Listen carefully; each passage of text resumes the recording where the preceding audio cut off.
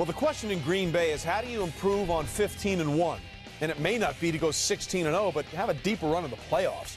Last year, Green Bay had the best record in football, but lost their first playoff game to the Giants when the Giants came to Lambeau for the divisional round.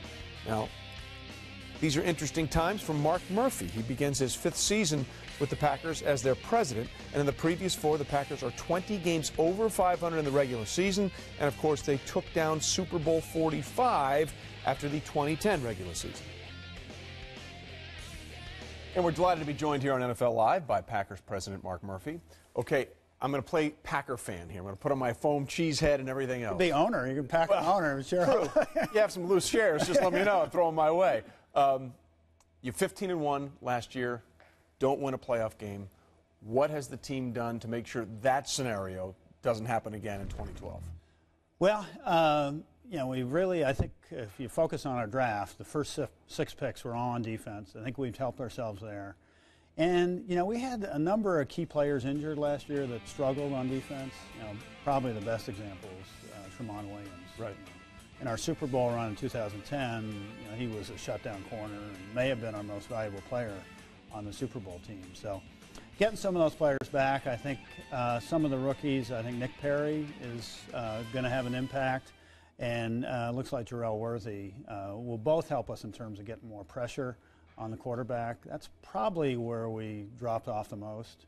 And, the other thing I'd say is, just that loss to the Giants, and credit to the Giants. I mean, they played great, and they got on a roll at the right times, kind of what we did the year before. Right.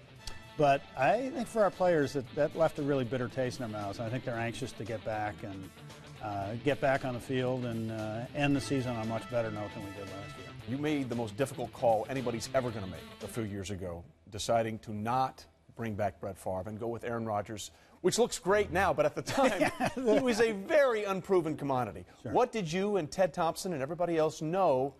What gave you the idea that he could be that good and replace a legend? Well, it was really, Ted and Mike had had a number of years with him. Obviously, thought a lot of him and drafted him in the first round. And, just the interaction that I'd had with Aaron, I really felt confident in terms of the quality of the person. But you're right, in terms of the quarterback position, there's so many different variables that go into, determining whether or not you'll have success at the position.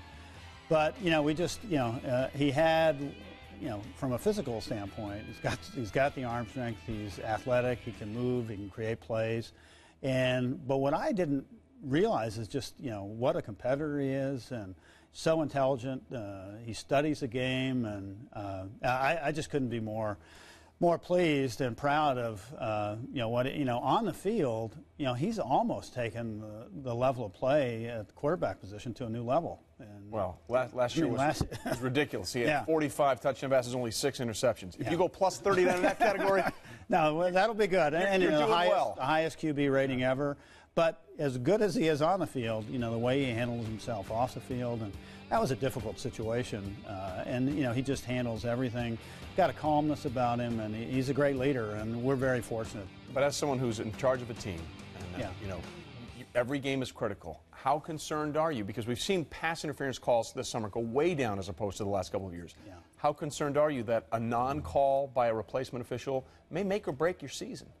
Well, I think, like I said before, we'd all like to see a deal get done, but the biggest issue at this point, I really think it's coming down to the pension issue, and it's just a tough issue to justify giving your part-time employees, your officials, better pensions than, for instance, people that work at the league office.